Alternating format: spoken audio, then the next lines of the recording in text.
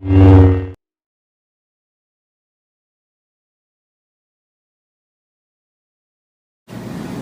everyone. Welcome to Ask an Event Pro. This is Francisco, product evangelist at Events.com, and I'm here with Mike Wattigny. He is the event director of the Battleship 12K. How are you, Mike? I'm great. Thank you for having me here, Francisco. Pleasure. Of course. We were just gonna have some questions for Mike here, let everyone get to know him a little bit more and his events. So, Mike, we'll get on with the first question. How did you get started with the endurance industry? You know, it's like a lot of race directors. Started out doing events myself. Did my first triathlon many moons ago, when actually I had to have my father drive me to my first triathlon because I think I was all 12 years old, and needless to say, couldn't get there myself. Done at Tulane University, and then moved on to getting more involved in volunteering. And then when I graduated, I was in my last couple of years of college, decided to get into small event production, mountain bike racing and such, and then moved on from there into full-time event production, working for another event management company in the Louisiana area, and then started my own and a couple of races. So here we are today. Awesome. So you got tons of experience, even as a volunteer. Yep. So I have to imagine you'd be a great person to ask. What's just advice, a good tip that you would give someone that's looking to get started on putting an event series for the first time? You know, that's a very commonly asked question, and it's actually one of the easiest questions to answer. And it's very simple: hire the best, hire the pros. There's a lot of folks who, particularly, no knock here, but a lot of athletes that think, oh, I've done this and I've seen all the pieces, and they have only seen the front side, kind of like movies. They've watched a movie and they've seen some of the best actors do their craft, but they've never seen all the backside. They've never seen the backlighting. They've never seen the Events.com side of it. They've never seen all of those pieces. So my recommendation is always hire the best. Even if it costs you more of your budget than maybe you're planning on, hire the best timers, hire the best course guys, hire the best in every field, because they will already know the potential pitfalls that are out there that may end up plaguing you, and they will save you from those pitfalls. And a really good race crew will then come back over some ice cold beers afterwards and say, yeah, you didn't hear about this, but this is what we solved for you. And that will open up a lot of eyes, and I've seen it a number of times when I was hired for somebody else's race, and that exact conversation happens. Hey, what happened? Oh, well, don't worry about it, but we took care of this and this and this. So all those types of things. Awesome. Yep. That makes total sense. Thank you, Mike. And well, I have to imagine there are some people out there that have not hired the best, but we do have one of the best and most experienced here at Events.com headquarters in San Diego. So I'm going to ask you, what are some mistakes that could happen on race day?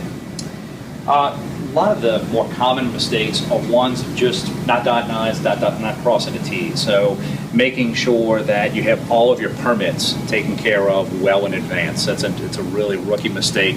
People think, oh, well, I've got the park or the venue secured, and I've got my police set, and they just overlook any of the number of nuanced permits that may arise. I had a race a few years ago that had every permit down. Had them in my binder, had them in my sheet protectors, ready in case somebody asked me for them. And it was a Saturday morning race that went across the Mississippi River. The police called me at 3 o'clock and said, well, do you have this permit? So wait a minute. We've had meetings for a year. Nobody ever mentioned this new permit. The state had just instituted that permit, not for the race industry, for the movie industry, because movies might be filming on a roadway or on a bridge, and they had just instituted it. Needless to say, never communicated out to our industry, just to the movie industry, but we had to file it, and I filed that permit and got it approved with about 45 minutes left in the workday on a Friday for a Saturday morning race. So it's those types of things that, again, going back to your previous question about hiring the pros, those guys and those girls in the industry that know a lot of the ins and outs of the local market will help to save you from making some of those mistakes that unfortunately you're just not prepared for. One of the other more common mistakes that I've seen quite a lot of is when people either overestimate or grossly underestimate the demand on their event, and they get caught really shorthanded. If you don't have enough medals or t-shirts at an event, you can really kind of unfortunately, you'll kill a lot of your own momentum you've created. But where you will see a lot of problems is if you don't have enough of the expendables out on the course. You got a hot day and you don't have enough water, you don't have enough ice. And that's a really common mistake that I see a lot of people make. And unfortunately, it just hits them, and it really kills the event because it's instantaneous. I mean, people aren't even waiting to get to the finish line to start tweeting about the fact that there wasn't enough water at mile 4. They're doing it at mile 4.1, and they're already letting them know, hey, it's a bad situation. Yeah, people tend to focus on the things that went wrong, right? So we got to make sure that we're not caught on that mistake, and also, quadruple check your permits, please. You heard it here firsthand. So I have to imagine when you're working an event, you're running around, you're everywhere, and you probably carry a backpack with you. We'd love to know 5 essentials that you always keep on your backpack on race day. A laminated contact list, because if the weather comes and you end up, you have everything, all your associated contacts, and maybe you haven't had a chance to put into your phone, laminated contact list or a credential that has everybody's phone numbers on it. Those are essential. Zip ties will save you in a number of different situations. Yeah. Duct tape does really cure a lot of things. I mean, those are 2 keys for a race director. Having a backup phone. So I actually carry 2 phones on 2 different networks, because I have been in situations where a network will crash either due to product demand overload from too many people tweeting at the starting line of a 25,000 person race, but the other network might still be up, or the other network may have accommodated for it. So if you're going to carry 2 phones and do that type of thing, even if it's a prepaid phone, have yourself a backup phone so that if one battery dies or the network goes down, you're good.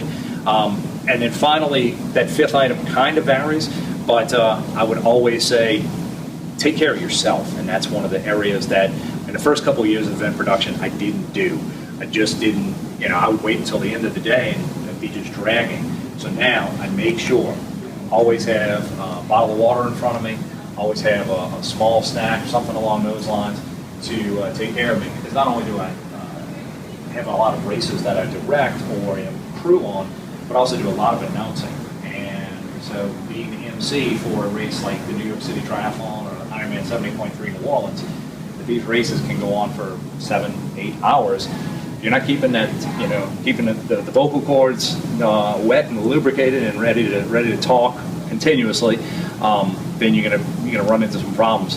It's always a good idea if you're an announcer, have an extra pack of AAA batteries in you, because you never know when your microphone might die, and then all of a sudden you're not really much of an announcer, you're just a bystander. Yeah, absolutely. So there you have it, guys. We've heard actually some of these repeat in other interviews too. Duct tape, zip ties. I thought those were a little random, but now we know they're not. And always fuel and hydration. Remember, Mike, thank you so much for your time. It's been a pleasure. Thank you very much. I Looking forward appreciate to another one. out here. Absolutely. Thank you. Thank you.